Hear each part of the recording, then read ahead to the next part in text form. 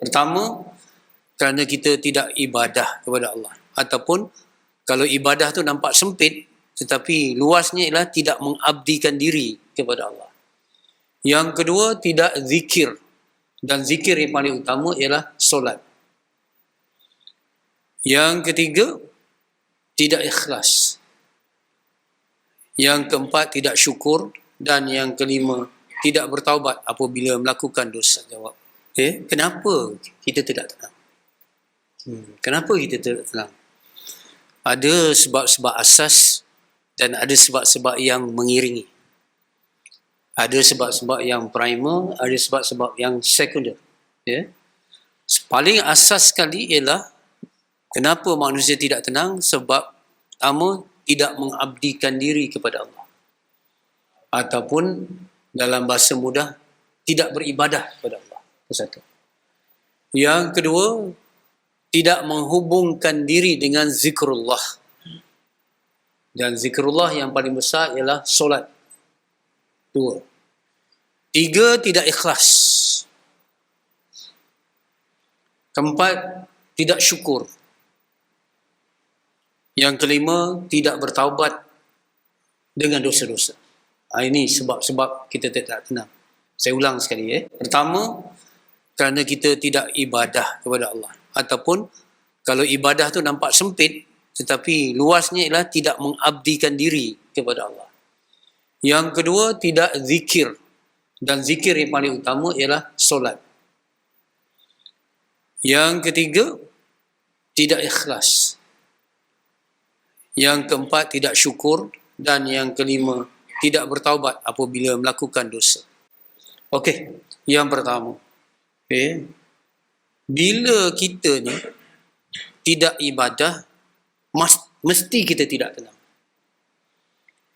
Kerana ibadah ialah tujuan hidup kita. Allah berfirman, wa ma halaqtul jinna wal insa illa liya'budun. Tidak dijadikan jin dan manusia melainkan untuk beribadah kepadaku. Kalau beribadah nampak kecil, tapi cuba guna istilah yang lain, iaitu mengabdikan diri kepada Allah. Kenapa kalau kita tidak bertindak atas tujuan hidup, iaitu ibadah ini, hati kita tak tenang? Mudah. Saya buat contoh. Katalah pen di tangan saya ini. Pen ini dibuat untuk menulis. Selagi saya gunakan pen ini untuk menulis, pen ini dalam keadaan baik dan selamat. Tetapi sekiranya pen ini digunakan bukan dengan menulis, saya cocok, saya lontarkan ke dinding, saya hempuk, saya gunakan sebagai hammer dan sebagainya, apa yang terjadi kepada pen ini? Jawapannya mudah, dia akan rosak. Kenapa pen ini rosak? Kerana dia digunakan bukan dengan tujuan dia diciptakan. Begitu? Begitu juga manusia. Manusia apabila dia tidak bertindak, tidak berperanan seperti mana tujuan dia diciptakan, itu menjadi hamba Allah, dia akan menghancurkan dirinya sendiri. Kalau dia lawan Allah, hakikatnya dia bukan lawan Allah sahaja, tetapi dia lawan dirinya sendiri. Boleh faham? Sebab itu, bila seorang sahabat Rasulullah sallallahu alaihi wasallam bertanya kepada Rasulullah, "Ya Rasulullah, apa itu dosa?" Apa itu dosa? Seorang bertanya kepada Rasulullah. Dengar jawapan Rasulullah. Dosa itu suatu yang meresahkan hati kamu. Dosa itu suatu yang meresahkan hati kita. Sebab apa bila kita lakukan dosa, hati kita resah? Seperti pen tadi lah. Bila digunakan bukan dengan tujuan, dia diciptakan. Jadi kalau kita tidak solat, kalau kita tidak buat baik, kalau kita tak jadikan seluruh hidup kita ibadah, maka pasti tidak akan ada ketenangan. Jadi muhasabahlah. Kalau hari ini hari yang tak tenang,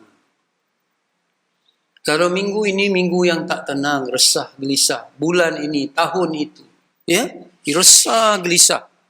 Rumah ada, kereta ada lebih kurang, makan ada, mesti ada.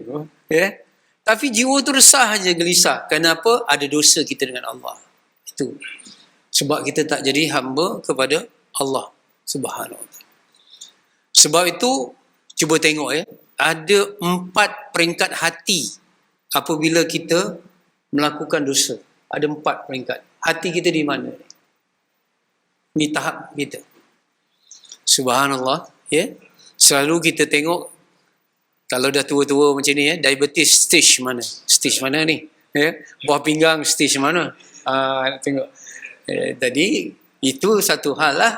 Elok juga kita jaga kesihatan kita. Tapi nak tengok stage hati kita ni dengan dosa ni, peringkat mana ni?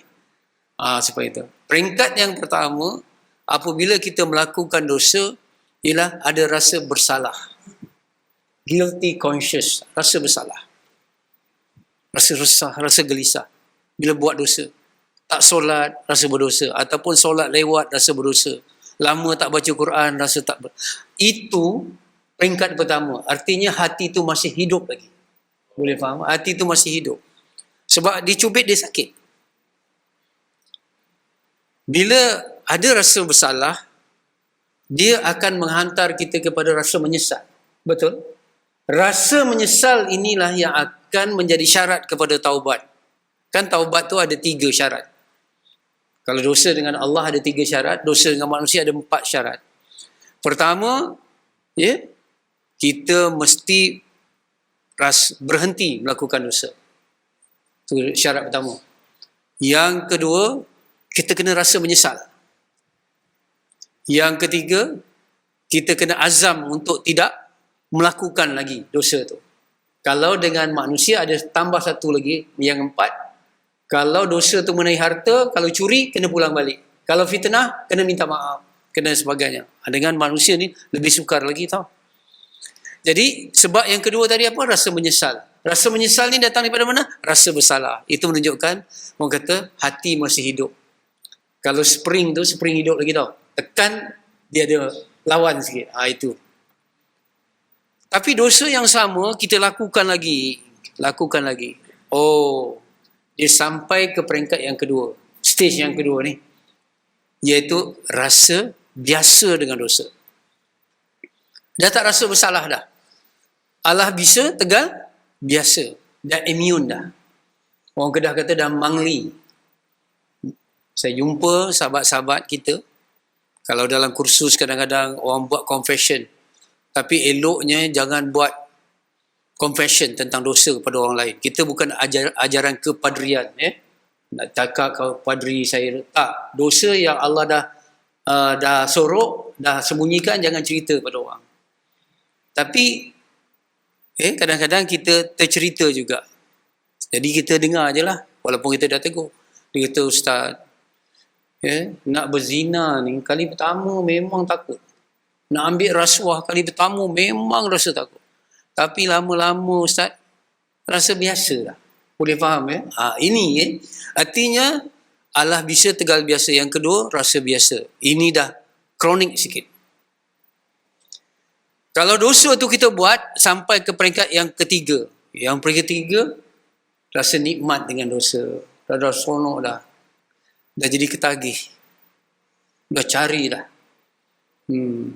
Ini kita takut. Cari dah dosa. Yang keempat, kita jadi pelopor kepada dosa. Tak cukup. Kita yang dedak aurat, kita cari orang dedak aurat sama. Tak cukup kita yang mabuk, cari geng mabuk sama. Betul? Kita promosi, kita yang menggalakkan. Yang itu dah peringkat hati yang dah, orang kata, dah mati. Yang pertama, dia kata, qalbun yang hidup. Mati, hati yang hidup. Tadi apa? Rasa bersalah. Yang kedua, qalbun marid. Hati yang sakit. Hati yang sakit dah biasa. Sakit biasa. Kalau buat lagi dosa, dia tahap kronik. Penyakit tahap kronik, itu rasa nikmat. Tapi yang ketiga, yang keempat ni yang takutlah. Qalbun mayit, iaitu hati yang mati. Saya takut. Jadi kita tengoklah tahap kita. Jangan tuding orang, kita sendirilah. Kita ada rasa bersalah, cepat-cepat. Kalau rasa bersalah tu kita tak layan, nanti rasa biasa pula. Jadi mudah-mudahan ya kita terus taubat dan istighfar. Ya, istighfar. Cepat-cepat. Okey, itu satu ya. Yang kedua, kita tengok ya, hati ini tidak tenang apabila dia tidak diberi makanannya bila dia lapar. Dan tidak diberi ubatnya bila sakit. Jadi, cuba tengok ya. Kita ni ada dua unsur. Satu unsur lahiriah badan kita. Asalnya daripada min turab, daripada tanah. Betul? Yang kedua, unsur dalaman kita. Hati kita, roh kita. Hakikat manusia bukan luaran dia, tetapi dalaman dia, roh dia. Ya. Sebab itu bila kita mati nanti, jasad kita ditanam dalam tanah, habis. Tapi roh tetap. Boleh faham ya? Jadi hakikat itu roh, hati. Seperti mana jasad lahir, dia boleh lapar, dia boleh sakit. Roh juga boleh sakit dan lapar. Kalau jasad kita ini tak makan, jadi lemah, dia perlu makanan yang datang daripada tanah. Pokok-pokok, buah-buahan, sayur, semua tumbuh di atas tanah. Haiwan yang makan tumbuhan yang mana daripada tanah juga. Betul? Kalau badan kita sakit, kita perlu ubat-ubatan daripada tanah. Herba, pil-pil tu, ferrum, magnesium, ya, kalsium, tu semua daripada unsur tanah juga. Tapi hati juga boleh lapar, hati juga boleh sakit. Tapi hati ni makanan dia bukan daripada tanah, dan kalau dia sakit, ubatnya bukan daripada tanah. Hati ini apa dia? Hati ini ya makanannya dekat dengan Allah, iaitu iman. Hati ini kalau dia sakit, dia perlu ubatnya. Ubatnya apa? Zikrullah. Ini penting supaya kita tengok.